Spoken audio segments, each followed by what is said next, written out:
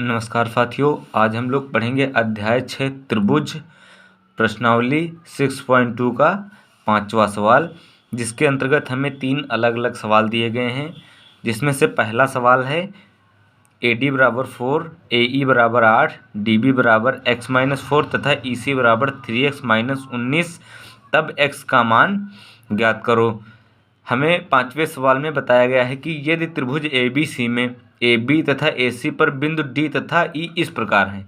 यदि त्रिभुज ABC में AB तथा AC पर बिंदु D तथा E इस प्रकार है कि DE रेखा BC के समांतर है, और हमें मान दिया हुआ है पहले सवाल में AD और AE तथा DB और EC का, तब हमें x का मान ज्ञात करना है। किसका मान ज्ञात करना है? x का मान ज्ञात करो।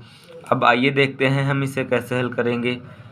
थेल्स की प्रमेय नंबर 1 से, जो कि होती है यदि किसी त्रिभुज की अन्य दो भुजाओं को कोई एक रेखा भिन्न भिन्न बिंदुओं पर प्रतिच्छेद करती है तो वे अन्य दो रेखाएं बराबर बराबर भागों में विभाजित हो जाती हैं, अर्थात AD अपॉन DB बराबर AE अपॉन EC लिख लेंगे।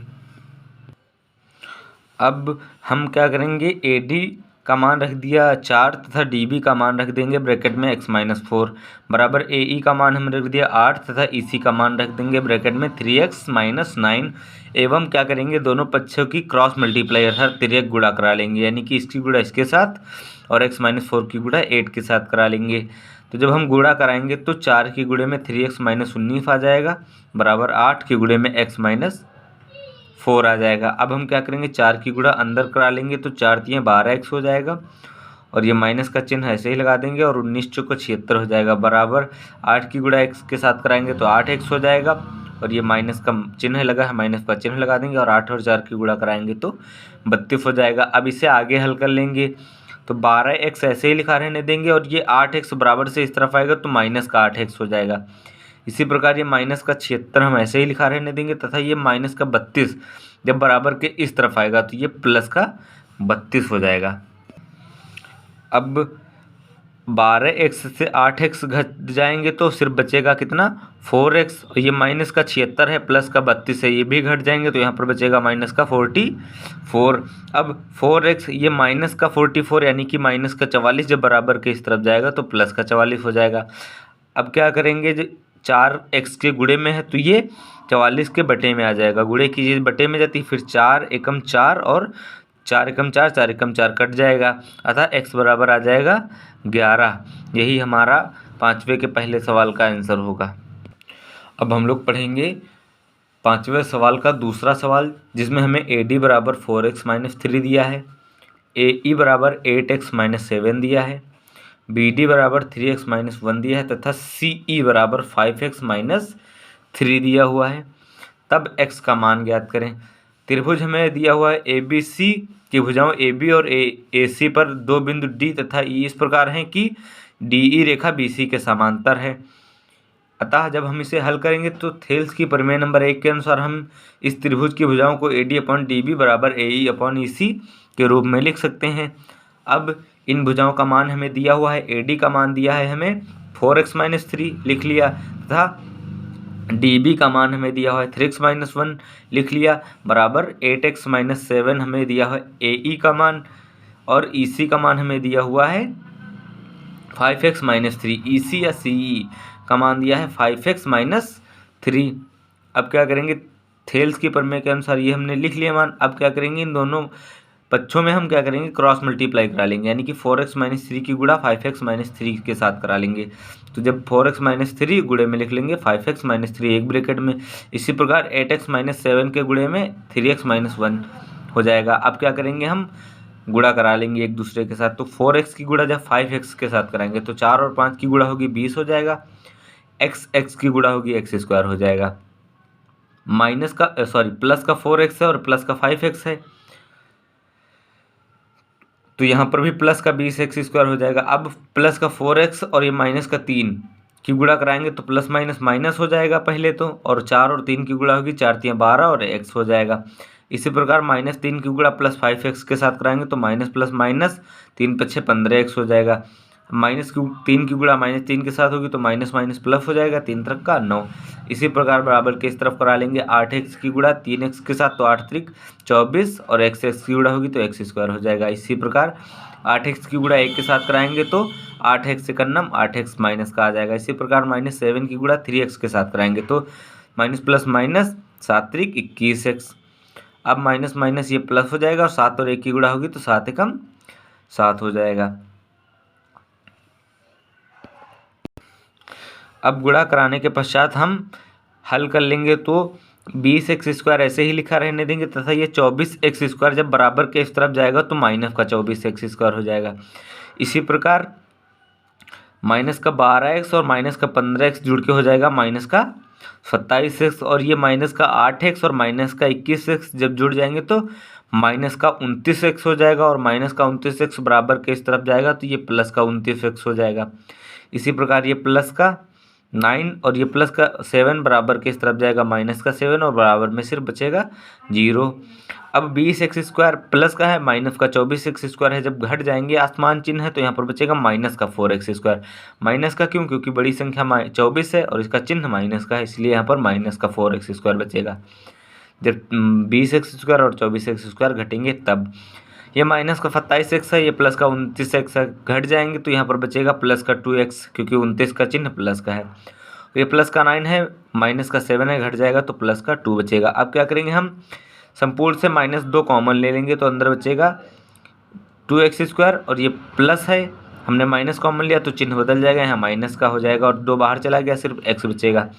यहाँ से भी 2 बाहर चला गया और ये प्लस का है तो माइनस का हो जाएगा क्योंकि माइनस कॉमन लिया गया है, 2 बाहर हो गया इसलिए यहाँ पर 1 बचेगा। गुण एक चीज़ बटे में आती है यानी कि 2 जीरो के बटे में आएगा तो 0 हो जाएगा, यानी कि हमारा बचेगा सिर्फ 2x square minus x minus 1। अब क्या करेंगे इसके गुणनखंड निकाल लेंगे या इसको इस रूप में हल कर सकते हैं कि 2x स्क्वायर ऐसे ही लिखा रहने देंगे, माइनस का चिन्ह लगा है माइनस का चिन्ह लगा दिया। अब हम x को 2x माइनस x ऐसे लिख सकते हैं क्योंकि जब 2x से 1x घटेगा तो यहाँ सिर्फ बचेगा 1x और माइनस का 1 हम ऐसे ही लिखा रहने देंगे। अब हम क्या करेंगे 2x स्क्वायर ऐसे माइनस की गुणा अंदर करा लेंगे तो minus plus minus 2x minus minus plus और x एक की गुणा एक माइनस के साथ होगी तो ये प्लस का x आ जाएगा और माइनस का 1 ऐसे ही लिखा रहने देंगे। अब यहाँ 2x स्क्वायर है, यहाँ 2x है, हमने 2x कॉमन ले लिया तो अंदर यहाँ बचा सिर्फ x और यहाँ बचा माइनस का 1। इन दोनों में कुछ कॉमन नहीं मिला है तो हम कॉमन ले लेंगे 1, जहाँ से कुछ कॉमन नहीं होता वहाँ से 1 कॉमन होता है, अतः हमने प्लस का 1 कॉमन ले लिया तो अंदर बचा x माइनस 1। अब x माइनस 1 यहाँ भी है, x माइनस 1 यहाँ भी है, हमने x माइनस 1 कॉमन ले लिया तो अंदर बचा 2x प्लस 1। तो एक बार हम x माइनस 1 बराबर 0 लिख लेंगे तो x बराबर 1 आ जाएगा। इसी प्रकार एक बार 2x प्लस 1 बराबर 0 लिख लेंगे तो 2x बराबर ये प्लस का 1 बराबर के इस तरफ माइनस का 1 हो जाएगा और x बराबर माइनस का 1/2 हो जाएगा क्योंकि 2 गुणे में है x के और गुणे की चीज़ बटे में आती है, परंतु यह लिख रहा है मान हमारा माइनस में, इसलिए x का यह मान ही मान्य होगा। इसी प्रकार अब हम देखेंगे 5वें सवाल का सवाल नंबर 3, जिसमें हमें AD का मान दिया है 2.5, BD का मान दिया है 3, AE का मान दिया है 3.75 तथा AC की लंबाई ज्ञात करनी है। त्रिभुज हमारा सेम बनेगा AD अपॉन DB बराबर अब AE अपॉन EC।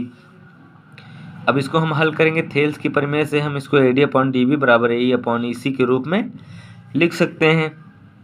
अब हम सबका मान रख लेंगे यानी कि AD का मान रख लिया 2.5, DB का मान रख लिया 3 तथा AE का मान रख लिया 3.75 तथा EC का मान दिया नहीं है तो हम AC का मान ज्ञात करने के लिए हम EC का मान ज्ञात करेंगे पहले, क्योंकि जब हमें EC का मान ज्ञात होगा और AE का मान दिया है तो दोनों को जोड़ देंगे तभी AC का मान ज्ञात होगा। अर्थात जब हम AC का मान ज्ञात करेंगे तो AE और EC का मान ज्ञात होना चाहिए, तो सर्वप्रथम हम EC का मान ज्ञात करेंगे। हमने इन सबके मान रख दिए और यहाँ 2.5 दशमलव हटाएंगे जब तो यहाँ 1 जीरो बढ़ जाएगा, तो ये 1 जीरो बढ़ गया बराबर 3.75 अपॉन EC, यानी कि ये हो गया 25/30 बराबर 3.75 अपॉन EC। अब क्या करेंगे क्रॉस मल्टीप्लाई करा लेंगे, यानी कि EC जब यहाँ आ जाएगा तो 25 यहाँ भी आ सकता है, तो EC बराबर हम लिख लेंगे और 30 इसके गुणे में चला जाएगा, तो EC बराबर लिख लेंगे 3.75, ये 30 इसके गुणे में हो जाएगा और 25 इसके बटे में। अब यहाँ से हम जब दशमलव हटाएंगे तो दशमलव के बाद 2 संख्या है तो 25 के बटे में 2 जीरो बढ़ जाएंगे। अब 10 से 10 ये कैंसिल हो जाएगा, तो अब बचेगा हमारा इसी बराबर 375 गुणे 3/250। कितना बचेगा? 375 गुणे 3/250। अब जब इसको हम काटेंगे ऊपर नीचे, तो ये 5 से काटेंगे तो ऊपर 75 होगा और नीचे 50। कैसे? 5 सत्ते 35, यहाँ 37 है तो 2 बचेगा और 25 हो जाएगा। अतः 25 गुणे में 3 रहेगा, ऐसे ही लिख लेंगे। और जब इसको 250 को 5 से काटेंगे तो 50 आएगा। अब हम लिख लेंगे ये 75 गुणे 3/50। अब ये 25 से कट जाएगा, 25 दूनी 50, 25 तियाँ 75 गुणे 3, 3 की गुणा होगी 9 हो जाएगा और बटे में ये 2 रहेगा, यानी कि इसी बराबर आ जाएगा 4.5। अब जैसा कि हमने बताया था कि AC का मान ज्ञात होने के लिए हमें AE और EC का मान ज्ञात होना चाहिए। हमें AE का मान दिया है 3.75 तथा EC का मान हमारा 4.5 निकला है, जो कि हम रख लेंगे। जब हम AE का मान 3.75 रख देंगे और EC का मान 4.5 रख देंगे और दोनों को ऐड कर देंगे, तब हमारा AC का मान निकलेगा 8.25। यही हमारा 5वें सवाल के तीसरे सवाल का आंसर होगा, यानी कि यही हमारा मान होगा।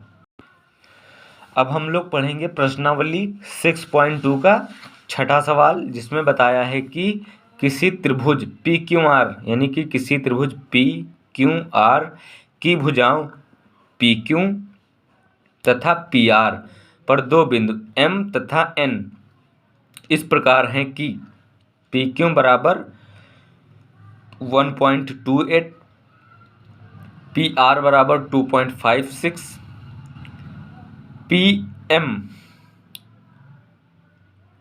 बराबर 0.16 तथा PN बराबर 0.32। तब सिद्ध करो MN QR के समांतर है। थेल्स की प्रमेय क्या होती है कि जब किसी त्रिभुज की एक रेखा के समांतर अन्य कोई रेखा खींची जाती है, तो वह रेखा त्रिभुज की अन्य दो भुजाओं को बराबर बराबर भागों में विभाजित करती है। अर्थात हमारी MN रेखा PQ और PR को दो बराबर बराबर भागों में विभाजित करेगी, जिसे हम इस प्रकार लिख सकते हैं PM/MQ बराबर PN/NR। इसको मान लेंगे समीकरण 1। अब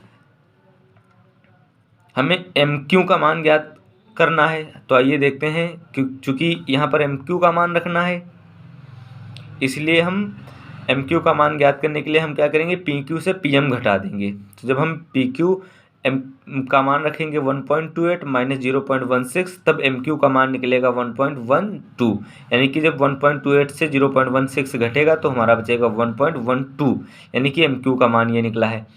इसी प्रकार हम इधर NR का मान ज्ञात होना चाहिए। NR का मान ज्ञात करने के लिए हम PR से PN घटा देंगे, तो PR का मान है 2.56 माइनस PN का मान है 0.32। जब हम घटाएंगे तो NR का मान निकलेगा 2.24। जैसा कि हमें समीकरण 1 में दिया हुआ था कि PM/MQ बराबर PN/NR, अतः हमने जो भी मान निकाले हैं या दिए हुए हैं सबके मान रख लिए। PM का मान 0.16, MQ का मान 1.12, PN का मान 0.32, NR का मान 2.24। ऊपर ब्रैकेट के बाद दो संख्याएं हैं, नीचे ब्रैकेट के बाद दो संख्याएं हैं। ब्रैकेट से ब्रैकेट कैंसिल हो जाएगा, दशमलव से दशमलव कैंसिल हो जाएगा। इसमें भी ऊपर ब्रैकेट के दशमलव के बाद दो संख्याएं हैं, इसमें भी दशमलव के बाद दो संख्याएं हैं। दशमलव से दशमलव कैंसिल हो जाएगा। ऊपर बचेगा 16, नीचे बचेगा 112। इसमें ऊपर बचेगा 32, नीचे बचेगा 224। 16 एकम 16, 16 फत्ते 112 कट जाएगा। 32 एकम 32, 32 सत्ते 224 कट जाएगा। अतः बचेगा 1/7 बराबर 1/7, दोनों कट जाएगा। अब दोनों पक्षों में बचेगा 1 = 1। अतः MN तथा QR क्या हैं, एक दूसरे के समांतर हैं, क्योंकि दोनों पक्षों में मान बराबर निकला हुआ है।